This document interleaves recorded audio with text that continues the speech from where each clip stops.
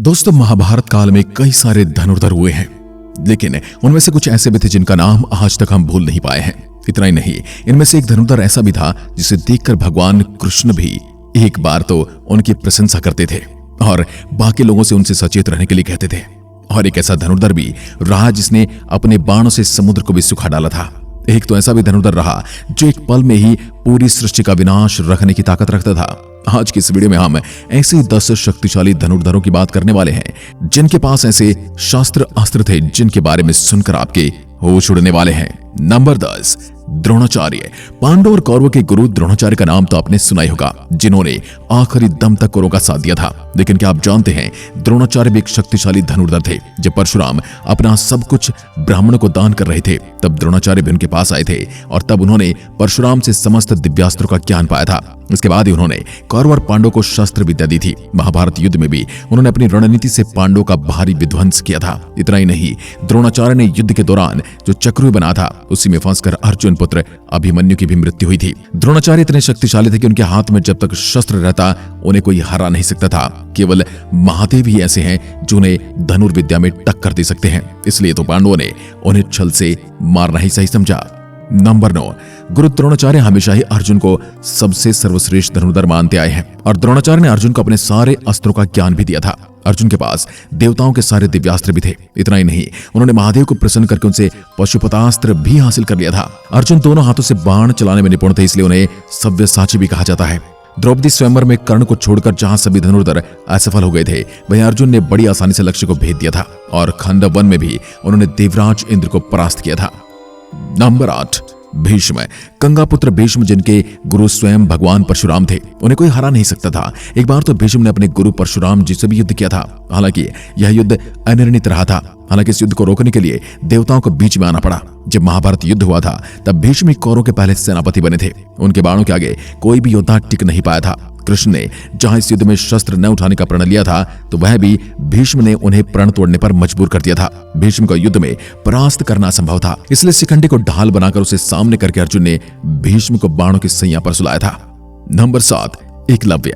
महाभारत काल में अर्जुन के अलावा एक और श्रेष्ठ धनुर्धर हुआ है और उसका नाम था एकलव्य। एकलव्य जब द्रोणाचार्य के पास शिक्षा के लिए आए थे, तब उन्होंने शिक्षा देने से उन्हें मना कर दिया था।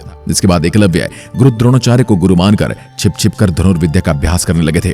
जब कौरव और पांडव में कोई भी शब्द भेदी बाण नहीं चला पाया, तब एकलव्य उस विद्या के बारे में जानता था। एकलव्य की धनुर्विद्या को देखकर अर्जुन भी मान बैठे थे कि एकलव्य ही सर्वश्रेष्ठ धनुर्धर है। लेकिन जब ये बात द्रोणाचार्य को पता चली तो उन्होंने गुरु दक्षिणा के रूप में एकलव्य से उसका अंगूठा ही मांग लिया। इसके बाद भी एकलव्य अंगूठे के बिना बाण चलाया करते थे और भगवान श्री कृष्ण को उनका वध करना पड़ा था। भगवान कृष्ण ने भी एकलव्य के बारे में कहा था, अगर उनका अंगूठा न कटा होता तो वो दूसरे परशुराम बनकर जंगल में घूमते और तब दानव देवता कोई भी उसे परास्त नहीं कर पाता और मनुष्य तो उसके सामने खड़ा भी नहीं हो पाता। नंबर 6, बर्बरीक। घटोत्कच के पुत्र बर्बरीक के पास ऐसे 3 बाण थे जिनकी मदद से वे पल भर में कुरुक्षेत्र के युद्ध को खत्म कर सकते थे।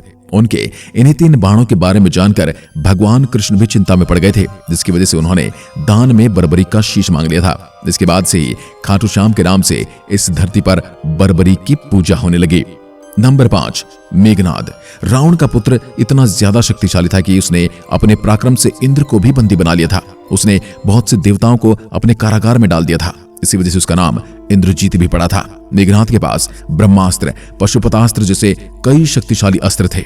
युद्ध के समय उसने लक्ष्मण जी को भी मूर्छित कर दिया था और एक बार तो उसने अपने नाग अस्त्र से भगवान राम और लक्ष्मण जी को बंदी भी बना लिया था। दोस्तों, मेघनाद ही रामायण काल के ऐसे योद्धा हैं जिन्हें अति महारथी कहा गया है। नंबर 4, कर्ण। सूर्यपुत्र कर्ण, जिनका महाभारत काल में एक अलग स्थान रहा है। उनके पास दिव्य कुंडल और कवच भी थे, जिसकी वजह से उन्हें कोई मार नहीं सकता था और न ही कोई अस्त्र उनका कुछ बिगाड़ सकता था। इसलिए तो युद्ध से पहले ही इंद्र ने छल से उनका कुंडल और कवच मांग लिया था। लेकिन कवच और कुंडल जाने के बाद भी कर्ण शक्तिशाली थे। जब कर्ण और अर्जुन का युद्ध हुआ था, तब कर्ण ने 11 बार अर्जुन के गांडीव धनुष की प्रत्यंचा को काट दिया था और तो और जब अर्जुन ने ब्रह्मास्त्र का प्रयोग किया, तब उसे साधारण बाणों से कर्ण ने काट डाला था। ऐसा कुछ महाभारत में तो नहीं लिखा है, लेकिन हाँ, सोनीपुत्र कर्ण देखने वाले जरूर इस बात पर यकीन कर सकते हैं।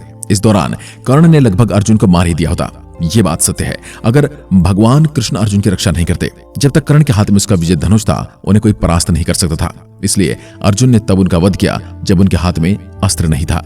नंबर 3, लक्ष्मण, शेषनाग के अवतार लक्ष्मण जी महापराक्रमी थे। उनकी खिंची रेखा में ही इतनी शक्ति थी कि रावण जैसे शक्तिशाली योद्धा भी उसे पार नहीं कर पाया था। लक्ष्मण जी एक श्रेष्ठ धनुर्धर थे और उन्होंने ही मेघनाद का वध किया था। इतना ही नहीं, रावण के शक्तिशाली पुत्र अतिकाय का वध भी लक्ष्मण जी ने ही किया था। वहीं युद्ध के दौरान एक बार तो लक्ष्मण जी ने रावण को भी मूर्छित कर दिया था। नंबर 2, भगवान राम। मर्यादा पुरुषोत्तम राम जैसा धनुर्धर तो दूसरा शायद ही कभी हुआ होगा। उनकी शक्ति का कोई अंत नहीं था। तभी तो जब स्वयंवर में वे धनुष पर प्रत्यंचा चढ़ाने लगते हैं तब उनकी शक्ति से शिव धनुष भी टूट गया था। ऐसा कोई अस्त्र नहीं था जो उनके पास नहीं था। जब लंका जाने के लिए समुद्र ने उन्हें रास्ता नहीं दिया तब उन्होंने अपने बाण से ही समुद्र को सुखाने की बात कही थी, जिससे डरकर समुद्र भी उनके सामने प्रकट हो गया था और अपने बाणों से उन्हें रावण समेत न जाने कितने ही राक्षसों को मार गिराया था। अब पहला नंबर आता है देवों के देव महादेव का। महादेव ही इस सृष्टि की शुरुआत और वही इसका अंत है।